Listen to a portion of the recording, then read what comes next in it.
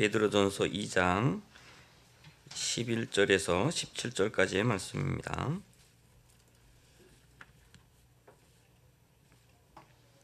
자, 한 절씩 교독하도록 하겠습니다. 사랑하는 자들아, 거류민과 나그네 같은 너희를 권하노니 영혼을 거슬러 싸우는 육체의 정욕을 제어하라.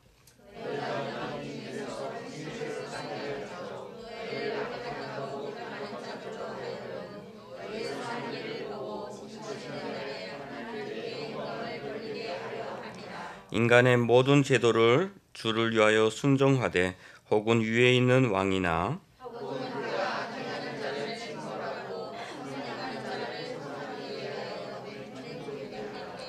곧 선행으로 어리석은 사람들의 무식한 말을 막으시는 것이라.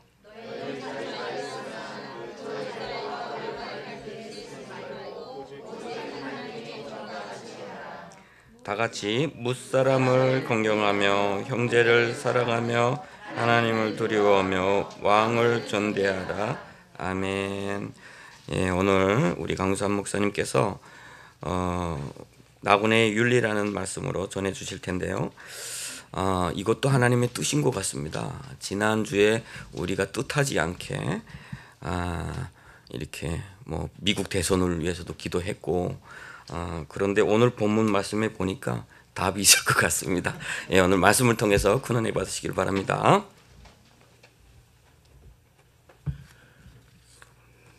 아직도 우리 주변이 참 어수선하죠. 산만하고 우리의 마음이 정말 갈대처럼 흔들린다라는 말이 좀 느껴지는 것 같아요. 그런 말을 느낄 정도 되면 너무 늙은 거 아닌가 싶은 그런 생각도 했습니다만은 진짜 이제는 그런 마음이 드네요. 그럴수록 우리는 하나님의 말씀에 집중을 해야 합니다. 그렇죠. 그럴수록 우리는 하나님을 바라봐야 되고 하나님의 음성을 기다리며 우리가 하나님의 뜻에 순종하는 우리들이 되어야 되겠습니다. 그런 의미에서 좀 더 오늘은 하나님의 말씀에 집중하는 시간이 되었으면 좋겠습니다. 오늘 설교 제목을 붙이고 나서 보니까 좀 너무 딱딱한 것 같아요. 우리 김 목사님이 갑자기 좀 몸이 안 좋으셔가지고 어저께 저녁 때 한 6시쯤 돼서 전화를 받고 그때서야 이제 물론 이제 제가 강의 설교를 하니까 말씀에 대한 준비는 하고 있었기 때문에, 근데 이제 단지 제가 시간을 드리는 부분은 제목 부분이에요. 저는 굉장히 제목을 어떻게 붙이느냐에 굉장히 신경을 많이 써요. 일종의 이게 이제 캐치워드거든요. 사람의 시선을 끌어당기고 한번 무슨 내용일까 하는 좀 궁금함을 유발시킬 수 있을 정도로 관심을 끌 수 있는 그러한 제목을 늘 붙이려고 생각을 합니다. 그래서 때로는 도발적이기도 해요. 지난주 같은 제목이 좀 그랬죠. 북한 말을 쓰면서 그렇게 한번 제목을 붙여봤어요. 근데 오늘 제목은 너무 갑작스럽게 붙이다 보니까 그냥 딱딱한 제목이 돼버렸어요. 나그네의 윤리. 굉장히 학술적인 제목이에요. 나그네의 윤리. 뭐 그냥 제가 학교에서 가르치는 사람이다라고 하는 냄새가 그냥 풀풀 납니다. 여러분 앞에 좀 죄송스러운데 제가 의도하는 바는 뭐냐면은 나그네의 행실, 나그네의 삶, 또 조금 더 이렇게 붙여서 말하면은 우리가 어떻게 행동을 해야 되느냐라고 하는 행동 규범 또는 행동 수칙, 좀 더 세게 말하면은 행동 강령, 뭐 이 정도까지. 혹시 윤리라고 하는 단어 자체가 뭐 옛날에 학교 때 뭐 바른 생활처럼 이렇게 생각하시는 그런 분들이 계실까봐 조금 좀 우려가 돼서 말씀드려요. 그런 차원에 우리가 뭐 바른 생활 어떻게 하는 것이 좋은 생활이고 뭐 이런 등등의 덕담을 나누자는 것이 아니고 이 윤리라고 하는 말 자체는 우리의 삶 자체를, 우리의 행실 자체를 말하는 겁니다. 그런 측면에서 나그네는 어떤 행동의 규범과 수칙이 있는가 라고 하는 것을 이 본문을 통해서 한번 좀 생각을 하게 됐습니다. 역시 지금 11절에도 보면은 거류민과 나그네 같은 너희라는 말이 나와요. 예, 제가 이 베드로 전서를 같이 공부하면서 나그네, 즉 이 수신자가 되는 나그네의 어떠한 그 상황과 정체성과 사명을 지금 얘기를 하고 있어요. 근데 역시 다시 한번 이 청중들, 이 편지를 받아 보게 되는 이 사람들을 다시 한번 거류민과 나그네된 자들이다라고 상기를 시켜줍니다. 뭐 두 말이 다 뭐 비슷한 뜻이에요. 예, 비슷한 말이다 이렇게 생각을 하면 되는데 핵심적인 것은 거류민도 사실은 조금 좀 익숙지 않은 표현이에요. 뭐가 거류민인가? 예, 둘 다 무슨 뜻이냐면 지나가는 사람들 그리고 지금 있는 그곳이 자기의 그 거처 집이 아닌 그 사람들을 말합니다. 그러니까 거류민이라고 부르던 뭐 번역의 문제인 거니까요. 거류민이라고 번역을 하던 뭐 나그네라고 번역을 하던 심지어는 이방인 또는 외국인까지도 가능해요. 핵심은 뭐냐면 그 사람들은 여기에 그냥 내쳐 사는 사람들이 아닌 사람들이다. 이게 중심 사상이에요. 이게 중심 개념이에요. 예, 성경에 말씀하시는 것은 우리를 지금 우리가 있는 이곳이 인천 논현동 이 동네가 우리 집이 아니다. 여기 영원한 본향이 아니다. 이 얘기인 거죠. 예, 그런 사람들에게 권한다라고 얘기하고 있어요. 너희에게 권한다. 여기서 강력하게 아주 정말 마음을 다해서 권하는데 뭘 권하냐면은요. 우리의 영혼을 거슬려서 싸움을 하고 있는 게 있어요. 예, 우리의 중심. 우리로 말하면은 이제 우리는 중생한 사람들이에요. 우리 안에 예수 그리스도의 영이 성령이 계시는 그러한 하나님의 자녀들이에요. 예, 그런데도 불구하고 우리 안에는 여전히 싸움이 일어나고 있어요. 어떤 싸움이 일어나고 있냐? 이 육체의 정욕이라고 하는 것이 우리를 막 넘어뜨리려고 쉽게 말하면 죄성이죠. 죄성이에요. 우리 안에 죄성이 있어가지고 이게 내 영혼과 막 전쟁을 일으켜요. 전쟁 중이에요. 전쟁을 일으키고 있는데 그 육체의 정욕을 제어하라 이렇게 말을 하고 있습니다. 이 말 자체가 뭐 어떻게 들으면은 당연한 말인 것 같지만은요. 또 그래서 우리가 늘 교회 다니다 보면은 목사님 설교를 통해서 늘 듣는 얘기인 것 같아요. 그런데 이 말이 굉장히 어렵다라고 하는 건 우리 다 알죠. 예, 이 말이 굉장히 어려워요. 만약에 지금 전쟁 중인데 내 안에서 지금 전쟁이 일어나고 있는데 이 전쟁에서 지게 되면 그래서 이 육체의 정욕 쪽으로 내가 넘어가 버리게 되면은 결과가 뭐예요? 그걸 뭐라 그러죠? 죄라 그러죠. 그걸 죄라 그래요. 그렇죠? 예. 그러니까 여기에서 육체의 정욕이라고 하는 말은 정욕이라고 하는 단어는요. 내 육체가 원하는 것. 그냥 어떻게 보면은 정욕이라고 하는 이 표현 자체가 굉장히 센 번역인데 조금 좀 순화한다고 할까? 조금 좀 이렇게 약하게 번역하면 내 육이 원하는 바, 내 육이 이끄는 그것. 영어로 하면 desire. 예, 그거를 이미 좀 색깔을 많이 덧입혀가지고 정욕, 우리 한글 성경은 정욕 이렇게 그 desire 안에는 정욕도 들어있는 거예요. 예, 그쪽으로 번역이 되어 있습니다만은 단순히 정욕만을 말하는 것이 아니고 육이 즉 이 죄성이 지배하고 있는 이 몸이 원하는 그 모든 걸 다 말해요. 예. 이 부분에 대해서 우리 같은 고민을 같은 문제를 제기했던 분이 있죠. 예. 분이라고 그러니까 누군가 싶어 생각하시는데 우리 바울 로마서 7장을 가서 한번 보겠습니다. 로마서 7장에 가서 보면은 바울의 솔직한 고백이 나와요. 예, 바울의 그 솔직한 고백을 로마서 7장 신약 성경으로 248쪽입니다. 제 성경으로는 22절부터 24절까지 우리가 준비되셨으면 한 목소리를 한번 읽을게요. 시작. 내 속 사람으로는 하나님의 법을 즐거워하되 내 지체 속에는 한 다른 법이 내 마음의 법과 싸워 내 지체 속에 있는 죄의 법으로 나를 사로잡는 것을 보는도다. 오호라, 나는 곤고한 사람이로다. 이 사망의 몸에서 누가 나를 건져내랴. 예, 바울도 지금 엄청 고민을 하고 씨름을 하고 있어요. 내 안에서 지금 전쟁이 일어나고 있어요.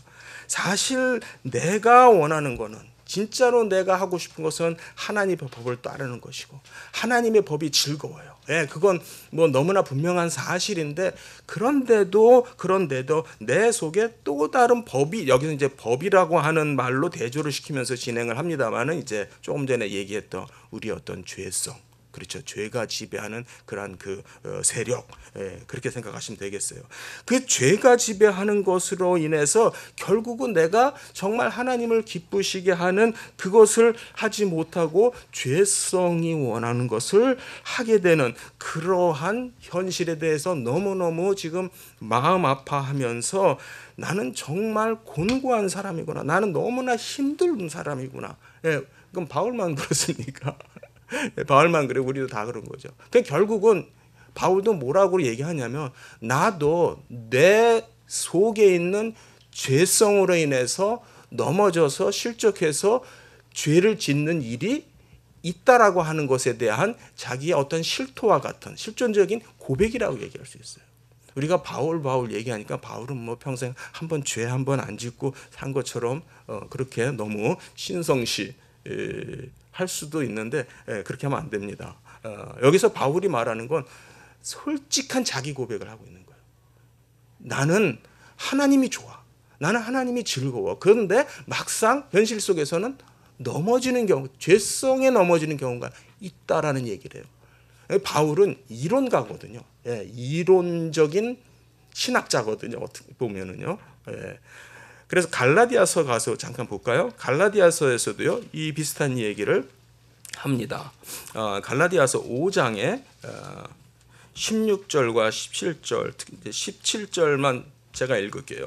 갈라디아서 17절에 보면은요, 이제 우리 안에 육체의 소욕, 이 소욕은 디자이어예요. 조금 전에 말한 그 디자이어예요. 육체의 소욕은 성령을 거스리고 성령은 육체를 거스리나니 이 둘이 서로 대적함으로 너희가 원하는 것을 하지 못하게 한다. 예, 역시 우리 안에서 지금 전쟁이 일어나고 있다고. 아까 로마서 7장에서도 전쟁이 일어나고 있다라는 얘기였고, 또 지금 여기 갈라디아서에서도 전쟁이 일어나고 있어요. 예, 나는 성령이 원하는 걸 당연히 해야 되는데, 육의 소욕이, 내 몸이 좋아하는 디자이어, 내 몸이 좋아하는 것이 있어가지고 정말 나를 힘들게 만든다. 전쟁이 일어난다.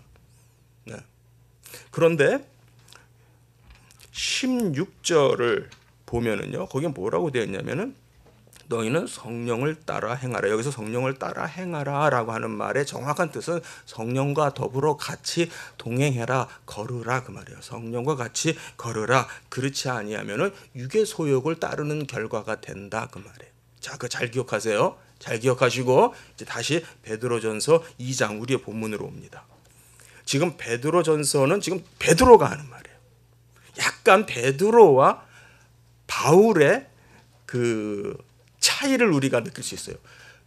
바울은 이론적인 신학자예요. 제가 볼 때 바울이 말하는 그 내용은 이론적으로 아주 완벽한 말씀을 우리에게 주고 계세요. 예. 그런데 베드로는 그에 비해서 약간 실천적인, 구체적인 실천의 방법을 처방을 해주고 있어요. 예. 그게 뭐냐면요. 근데 결국은 같은 얘기예요.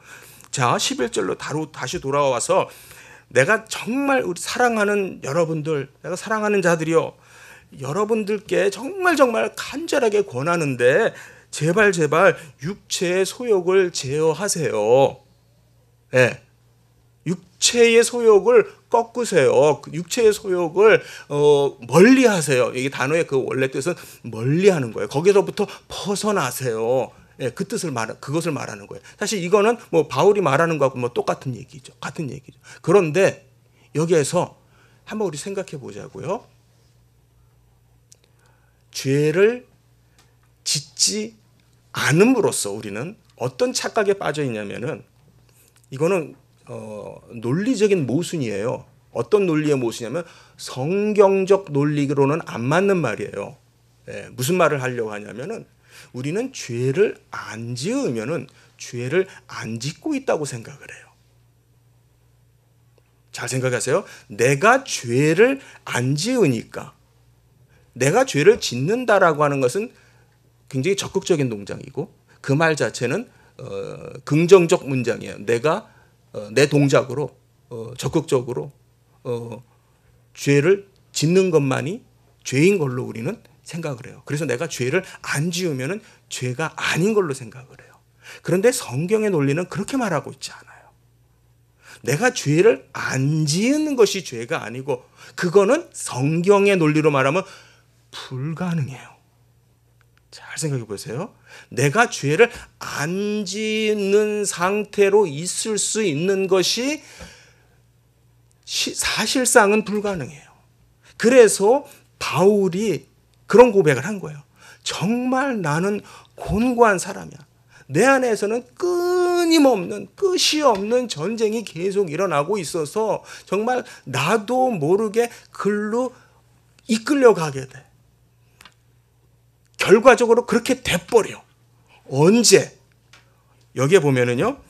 자, 우리 베드로전서, 우리 본문이 오늘 설교 본문은 베드로전서 2장이니까 여기에 있는 본문 가지고 제가 얘기를 할게요. 12절은요. 11절과 무슨 관계가 있냐면요. 12절은 그 자체가 좀 깁니다만은 독립적인 문장이 아니에요. 다시 말해서 11절에 종속되는 따라가는 보충말이에요. 예. 그러니까 11절을 놓고 11절 하에서 12절을 이해해야 된다 그 말이죠. 좀 어렵습니까?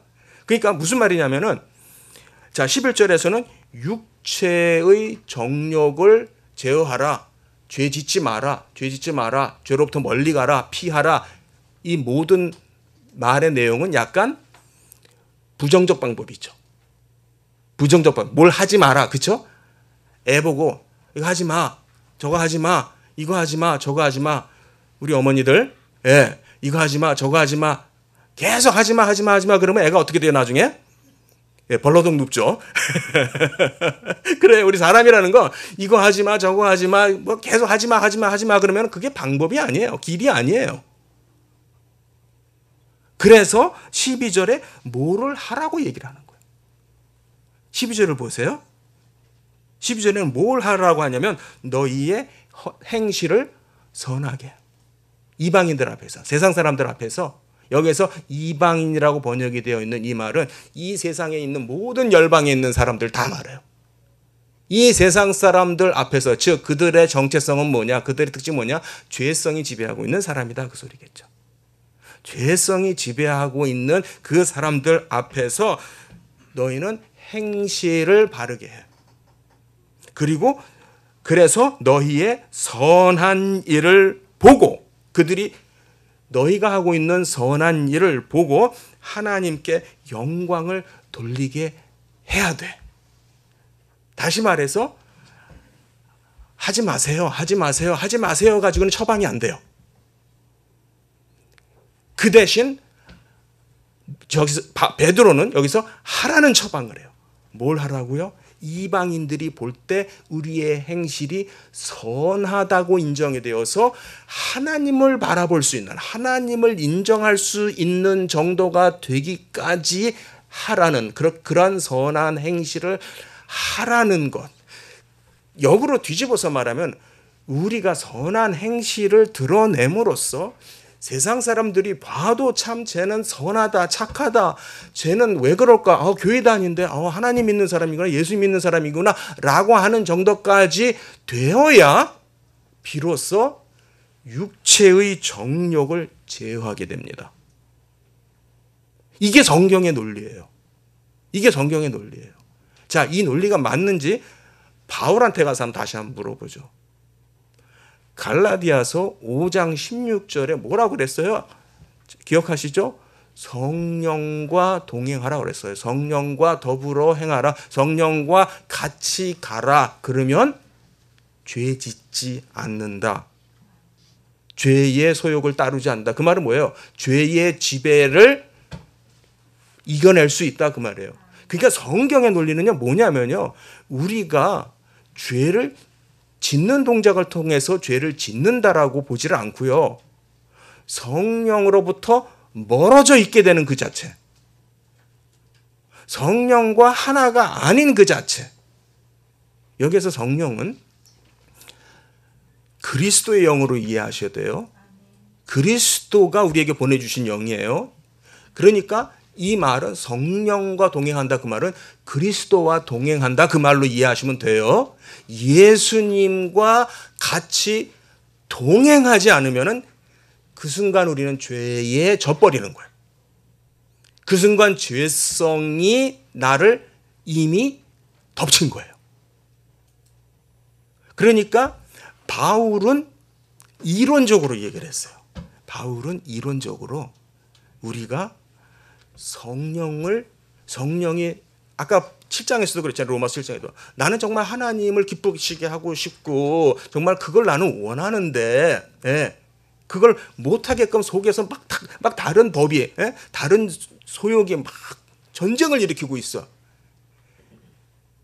그때 내가 계속해서 해야 되는 거, 성경이 우리에게 주시는 처방은 뭐냐면 계속해서 예수님을 붙잡고 있으라는 거예요. 그 방식은 성령으로 충만한 거예요. 성령과 더불어 같이 걷는다 이 말이나 또는 성령으로 늘 충만한다는 그 말이나 사실 같은 말이거든요.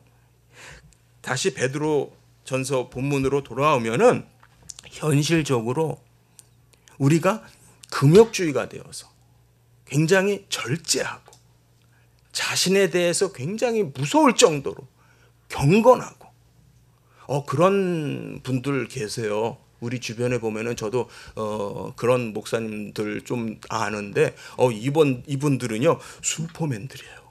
무서운 분들이에요.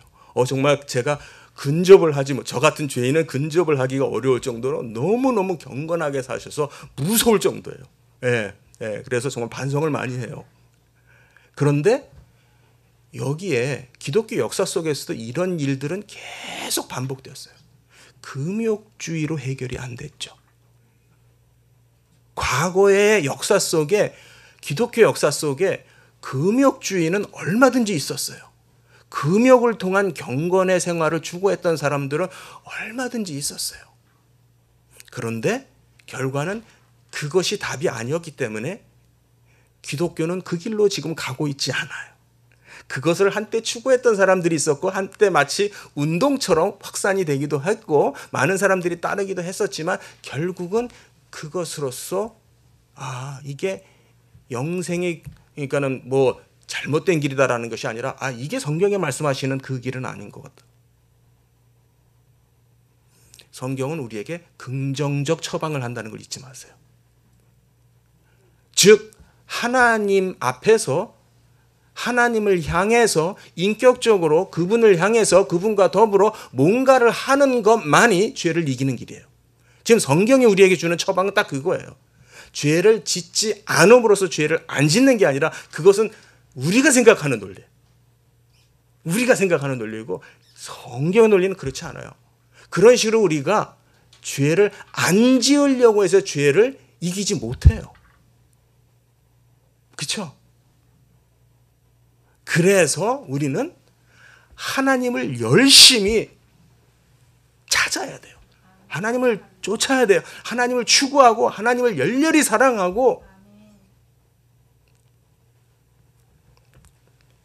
여기에서는 지금 우리 나그네들에게 거류민이고 이방인이고 행인이고 외국인 같은 우리들에게 그런 얘기를 하는 거예요. 우리가 지금 살고 있는 이 세상 속에서 그냥 더러운 거 피하는 것만으로 됐다고 생각하지 말고 죄 안 지음으로써 나는 그때 나는 오늘 죄 안 졌어 라고 그렇게 생각할 때 대부분 어떤 식이냐면 나는 요죄 안 졌고 요죄 안 졌고 요죄 안 졌고 죄라고 하는 리스트가 있죠. 죄의 목들이 있어서 그런 죄의 목들을 안 범하면은 죄를 안 졌다고 생각해요. 그런데 더 중요한 거는 하나님을 하루 종일 잃어버리고 살았죠. 잊어버리고 하나님 생각도 안 하고 나는 그냥 내일로 바빴죠. 그게 성경의 논리는요. 그게 죄라는 거예요. 그게 죄성에 이미 엎어진 거라는 거예요. 그게 성경의 논리예요. 성경은요. 하나님은 우리에게 선택하라고 한 적이 없어요. 선택 잘해야지 잘못 선택하면 죽는다 라고 한 적이 없어요. 이 길로 가라 그랬어요. 먹지 마라 그랬어요. 성령과 더불어서 동행하라 그랬고 예수를 믿으라 그랬고 그건 뭐예요? 명령이에요. 명령에 대해서 우리의 반응은 뭐예요? 순종만이 답이에요. 순종만이 길이에요. 순종만이 길입니다. 예. 순종하는 자가 복 받습니다. 예. 순종이 우리에게 필요한 거예요. 자꾸 우리는 제가 배운 게 많다 보니까 자꾸 내 이성을 가지고 성경의 논리를, 성경의 그 논리 자체를 합리화시키고 막 이겨보려고 그러고선 다른 대안을 제시하려고 애를 써요. 그러나 하나님은 우리에게 그것을 맡겨주지 않으셨어요. 하나님은 우리 보고 선택 잘해야지. 선택 잘못하면 죽는다. 그럼 뭐야? 50대 50이라는 소리잖아요. 예? 내 모든 것이 내 손에 달려있다는 소리잖아요. 하나님은 그런 분이 아니거든요. 예, 우리의 영생의 길을 확실하게 우리에게 주셨고 확실하게 그 일을 모든 것을 만들어 주셨고 이제 왜냐하면 우리도 하나님의 피조물이지만 우리도 인격적인 존재거든요. 그래서 우리가 인격적으로 하나님을 전적으로 신뢰하고 그분을 덜썩 끌어안고 그분에게만 열렬히 매어 달려서 그분과 더불어 교제하는 걸 원하시는 거지. 우리가 그냥 쿨하게 이거냐 저거냐를 선택하는 문제로 우리에게 맡겨주시지 않으셨어요. 그래서 오늘의 논리 속에서 우리가 계속 보게 되는 건 뭐냐면요. 말씀으로는 육체의 소욕을 제어할 것을 권한다라는 것이 문장이에요. 우리를 거슬려 싸움을 일으키고 있는 우리의 몸의 소욕으로부터 벗어날 것을 권합니다. 이게 원래 문장의 뜻이에요. 그런데 어떻게 벗어납니까? 그러기 위해서는 우리가 이 세상에서 이방 사람들 속에서 선한 행실을 보여요. 근데 여기 선하다라는 선한 행실이라는 말이 여러 번 나와요. 한번 보세요. 12절에도 선하게 또 선한 일을 보고 또 14절에도 내려가면은 선행이라는 또 15절에도 보면은 선행으로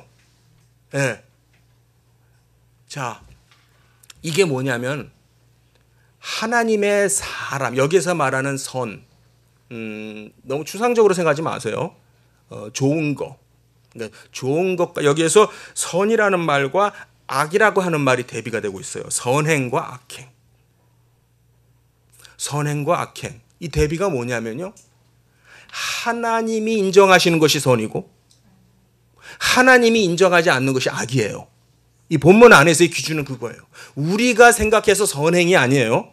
우리가 생각했을 때 조금 착한 일 해서 조금 우리가 바른 생활 배웠죠. 아까도 얘기했습니다만 그렇게 사는 선행을 말하는 게 아니고요. 하나님이 인정하시는 선행만이 선행이에요. 하나님이 인정하시지 않은 하나님께서 의롭다라고 하시지 않는 그것은 모두가 다 악행에 들어갑니다. 그게 성경에서 쓰고 있는 지금 랭귀지예요. 언어예요.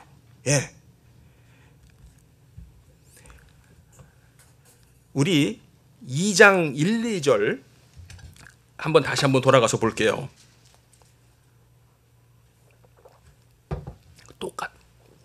똑같은 논리 구조를 가지고 있어요. 2장 1절에 보니까 그러므로 모든 악독과 모든 기만과 외식과 시기와 모든 비방하는 말을 버리고, 그렇죠. 이건 부정의 방법을 얘기하는 거야. 하지 말아라는 거죠. 그런데 하지 말라라고 하는 것은 우리가 그걸로서 우리가 살 수가 없어요. 그렇게 하기 위해서는 뭐가 필요하냐. 그래서 2절이 주된 말씀이라고 이미 제가 설명드렸어요. 갓난아기들처럼 순전하고 신령한 젖을 사모하라. 사모하라는 것이 여기서 본동사예요. 가장 주된 동사예요. 앞에 버리라고 하는 것과 대척이 되는, 대비가 되는 동사가 뭐냐면 하나님의 말씀을 신령한 젖을 사모하라는 거예요. 네. 그러니까 여기에서는 뭘 얘기하냐면 우리가 세상의 모든 악을 이기는 방법은 그런 거 안 함으로써가 방법이 아니고, 안 하기 위해서는 구체적으로 하나님의 말씀을 먹어야만 되는 거예요. 신령한 젖을 먹어야만 돼요. 간절히 사모하고 늘 그 말씀을 먹어야만 이길 수가 있어요. 예, 똑같은 논리예요. 똑같은 논리예요. 성경 어디를 보시더라도 여러분 이 논리는 똑같아요.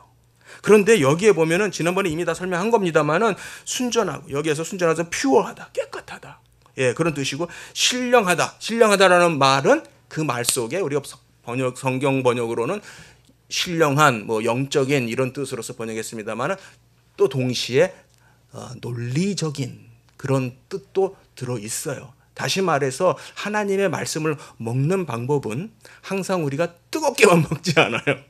때로는 아주 차갑게도 먹어요. 하나님의 말씀을 읽고 깨닫고 적용하고 그렇게 먹는 데에는요, 때로는 아주 냉철하게, 아주 차분하고, 예, 아주 논리적인 그러한 방식으로 하나님의 말씀을 먹는 것도 필요해요.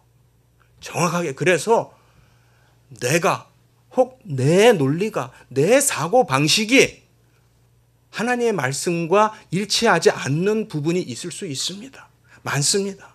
사실 이 부분은요, 제가 학교에서 우리 신학생들 가르치면서 엄청 많이 지적해내요. 또 사실 신학자들이 소위 학회라고 해서 만나서 때로는 논쟁하게 되는 그러한 부분에 있어서의 결국 그 핵심적인 게 뭐냐면 과연 그 논리가 성경에 부합하느냐 안 하느냐, 이 부분이에요. 가장 성경적인 논리이냐 아니면은 인간적인 논리를 지금 거기다가 대입하고 있느냐. 우리는 어떻게 쓰든지 하나님의 말씀에 복종해야 되겠죠? 순종해야 되겠죠? 하나님의 말씀만이 최고의 권위죠? 예, 그렇다면 우리는 항상 내가 사고하고 있는 이 방식조차도 철저하게 점검해야 돼요. 그러기 위해서는 바로 그때 냉철함이 필요해요. 여기에서 신령한 젖이 때로는 매우 냉철한 젖이 되기도 하는 거예요. 예, 그래서 자 13절 이하로 내려가 시간이 많지 않으니까, 그래서 12절의 결론은 뭐냐면은 하나님께 영광을 드리는 거예요. 할렐루야.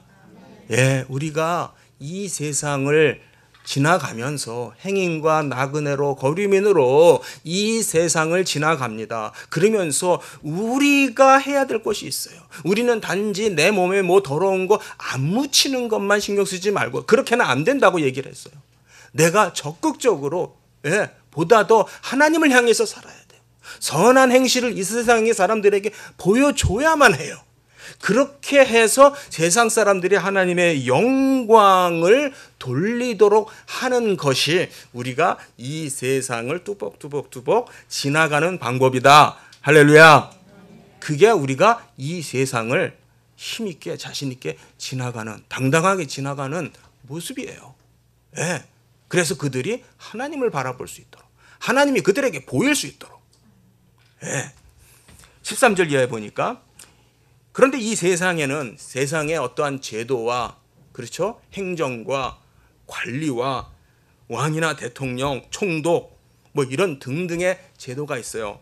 한번 볼게요. 그래서 인간의 모든 제도를 주를 위하여 이 주를 위하여가 여기에 핵심이에요.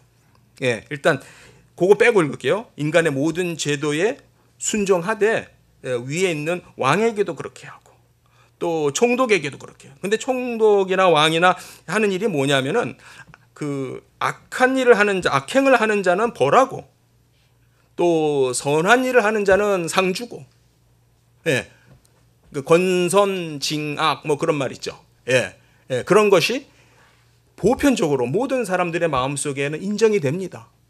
인정이 돼요. 어떻게 인정이 될까요? 문화와 어떠한 뭐 그런 인종과 언어와 이런 풍습을 다 떠나서 권선징악이라고 하는 것이 보편적으로 인정이 돼요. 아, 나쁜 일 한 사람, 그 나쁜 사람은 벌 받아야지.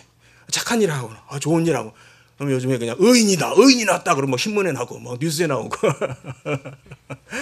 예, 그런 마음이 사람들의 공통적으로 있어요. 왜요? 그걸 하나님이 주신 거예요. 하나님이 주신 거예요. 그거를 어려운 우리 신학적인 용어로 뭐라고 그러냐면은 일반 은총이라고 그래요. 같이 해볼까요? 일반 은총. 예, 즉 일반. 다시 말해서 우리 하나님의 자녀들, 우리 정말 이제 앞으로 천국 갈 그런 하나님의 자녀들만 영적인 삶이 뭔지 하늘나라가 뭔지 아는 사람들만 해당되는 것이 아니고 그런데 그 사람들 말고는 정말 죄로 인해서 사악하게 이를 데 없고 정말 무서운 사람들이다 그러면 어떻게 살아요? 그렇죠? 세상이 그래도 살만하니까 살 수 있는 거 아니에요. 네, 살만할 수 있게끔 하나님께서 모든 사람들에게 뭘 주셨냐? 일반 은총을 주셨어요. 그래서 어느 정도는 악이 뭔지 선이 뭔지를 알아요. 그래서 악은 나쁜 거고 그건 벌 주고 못하게 하고 자꾸 악한 짓 하면은 붙잡아다가 가두고, 예? 가둬놓고 지키고 못 나오게 하고, 착한 일을 하는 사람, 선한 일을 하는 사람은 더 권장하고 상 주고 훌륭하다고 칭찬해주고. 그걸 누가 해요? 세상의 권력이 하는 거예요. 세상의 권력이 하는 거예요. 그러니까 이 세상의 권력도 하나님께서 세우신 겁니다. 예, 그 세상의 권력이 의롭다는 얘기가 아니에요. 예, 거룩하지 않은 권력도 있고 불의한 권력도 있고 죄의 권력도 있고요. 예, 뭐 공산주의 같은 그런 권력도 있고요. 그러나 하나님의 넓으신 주권과 섭리 속에서 하나님의 뜻을 이루기 위해서 궁극적으로 하나님께서 두신 거예요. 그러니까 세상에 어떤 권력도 하나님께로부터 나지 않은 권력이 없고 모든 권력은 하나님께로 오는 것이다라고 성경은 얘기하고 있어요. 예. 제가 이제 2일이었을 거예요. 그러니까 월요일이었던 것 같아요. 제가 지금 우리 아들이 같이 지금 한국에 나와서 지금 같이 생활을 하고 있는데 온라인으로 공부를 하니까 지금 같이 생활을 하고 있어요. 그래서 투표 전날 아들한테 그랬어요. 아빠는 트럼프가 됐으면 좋겠어. 트럼프가 우리 기독교나 또는 여러 가지 가치관적인 측면에 있어서 또 미국이라는 나라를 다시 강한 나라로 세우는 일을 위해서 더 좋은 것 같아. 그거에 대한 얘기는 제가 또 나중에 또 하도록 하고요. 그래서 트럼프가 더 좋을 것 같아. 그래서 아빠는 트럼프가 됐으면 좋겠어. 그런데 바이든이 될 수도 있겠지. 결과적으로 바이든이 될 수도 있겠지. 그럼 우리는 어떻게 해야 될까? 그걸 어떻게 우리는 받아들여야 될까? 이해해야 될까? 예. 결과가 어떻게 되든지 간에 그것은 하나님께서 하시는 일이다라고 설명을 했어요. 어떻게 보면은, 그러니까 제 마음에는 또 여러분들도 많이 그렇게 생각하실 텐데 저는 뭘 보냐면 하나님께서 지금 이 역사 속에서 구원의 일을 이루시고 계시는데 주님의 재림까지 복음을 전하게 하고 땅끝까지 복음이 뻗어나가게 하고 이 구원의 일을 하는데 가장 많은 선교사를 보내고 있는 나라가 미국이에요. 예, 미국이에요. 한국이 한때는 2등까지 올라갔다가 5등으로 지금 미끄러졌어요. 예. 미국이에요. 그런 미국이기 때문에 하나님께서 더 쓰시지 않을까. 더 써야 되겠는데. 미국을 대신할 나라가 어디 있는가. 그런 마음에서 더 미국이 강한 나라가 되고 더 부유한 나라가 돼서 그래서 하나님의 일을 많이 했으면 좋겠다라는 것은 제 마음이에요. 그러나 하나님의 시간 속에서는 하나님의 계획 속에서는 그것도 항상 가는 게 아니죠. 어려운 시절이 올 수도 있습니다. 뭐 바이든이 된 게 나쁘다라는 뜻이 아니에요. 예, 그냥 쉽게 대비를 얘기를 하는 거예요. 예, 정말 복음을 전하는 일이 정말 힘들고 버겁고 정말 부담되고 선교사들이 선교 후원금이 안 와서 생활을 못해서 철수할 수밖에 없는 그런 현실이 되면은 지금 교회들이 점점 그래져 가고 있거든요. 예, 코로나 때문에 코로나 이전에도요 목사님들 만나면은 정말 그런 소리들을 그게 정말 어떻게 보면 탄식의 소리예요. 예, 정말 힘들어 이미 힘들어졌었어요. 그런데 코로나로 인해서 더 힘들어졌어요. 그렇게 되면은 뭐 자연스럽다는 말이 좀 안 좋은 말인 것 같은데 진짜 먼 데부터 이게 지원을 끌어요. 그렇죠? 먼 데부터 지원을 끊을 수밖에 없어요. 현실적으로요. 당장 지금 안에서의 일이 돌아가야 되는 거니까. 그럼 선교 못 하는 거죠. 선교 못 하게 되는 거죠. 앞으로 더 그런 현실은 더 현실화되지 않을까 싶은 생각도 들어요. 그러나 그것 또한 하나님이 하시는 일. 그것 또한 하나님이 하시는 일. 그 속에서 우리는 꿋꿋하게 승리해야 되는 것이고 그 상황 속에서 우리는 꿋꿋하게 하나님만을 바라보고 하나님의 뜻을 찾아야 되고 또 승리해야 되는 거예요. 그 속에서. 예. 여기에서 우리가 정리해야 될 것은 그런 가운데에도 우리가 하나님이 세운 이런 권세들, 왕이나 또는 총독이나 또 권력자들, 이런 사람들 내가 동의하지 못하는 부분이 많더라도 우리는 그것을 하나님이 세우신 또 하나님이 통치하시는 이 시간 속에서의 하나님의 방식이다라고 우리는 그렇게 우리가 신앙으로 이겨야 된다라는 말씀이에요. 그것을 통해서 15절에 보니까 결국은 어리석은 사람들의 무식한 말을 막으려는 것이다. 굉장히 말이 세요. 예, 결국 어리석은 자의 뜻은 뭐냐면요. 그 뒤에 나오는 말 무식한 자다라는 말과 같이 가는 말이에요. 즉 알지 못하는 사람. 뭘 알지 못해요? 하나님을 알지 못하는 사람. 하나님의 말씀을 모르는 사람. 하나님의 뜻과 하나님의 생각을 모르는 사람들. 이런 사람들이 무식한 사람이 되는 것이고 어리석은 사람들이 되는 거예요. 그런 사람들에게 뭔가 하나님을 보여줘야 된다라고 하는 것이 우리들이 지금 이 세상에서 가져야 되는 사명이다라는 거예요. 16절에 굉장히 중요한 말씀이 나와요. 시간이 좀 갔습니다만 요것만 제가 좀 세게 확실하게 좀 말씀을 드릴게요. 너희는 자유가 있으나, 자 여기서 여러분 우리가 좋아하는 말이 나왔어요. 우리 나그네를 보고 자유자라고 지금 부르고 있어요. 너희는 자유가 있으나, 예.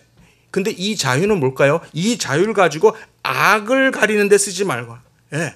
악을 도모한다든지, 우리 갈라디아서에서는 악의 기회로 삼지 말라 그랬죠. 우리의 자유를 가지고, 우리에게 자유를 주셨는데 이 자유를 가지고 죄를 도모하는 기회를 삼지 말라 그랬어요. 여기서는 악을 가리는데 쓰지 말라. 악과 어떻게 보면은 시시비비를 가리는 그 일에 모든 것을 소진하지 말라는 그런 뜻도 될 수 있어요. 근데 여기서 핵심은 뭐냐면 뭐가 자유라는 거예요. 뭐가 자유예요? 내가 뭐든지 마음대로 할 수 있는 게 자유입니까? 이 본문에서는 그걸 말하고 있지 않죠. 이 본문에서 말하는 것은 육체의 정욕으로부터 자유한 걸 말하는 거죠. 그렇죠. 육체의 정욕에서로부터 자유한 사람이 자유한 것이고 2장 1절에 보면은 모든 악독과 모든 기만과 외식과 시기와 비방 등등으로부터 자유한 것을 자유라고 얘기를 하는 거예요. 즉 죄의 지배로부터 자유한 사람들. 즉 우리가 언제 자유하냐? 하나님의 영광을 위해서 선한 행실을 드러내는 삶을 살 때 자유한 것이에요.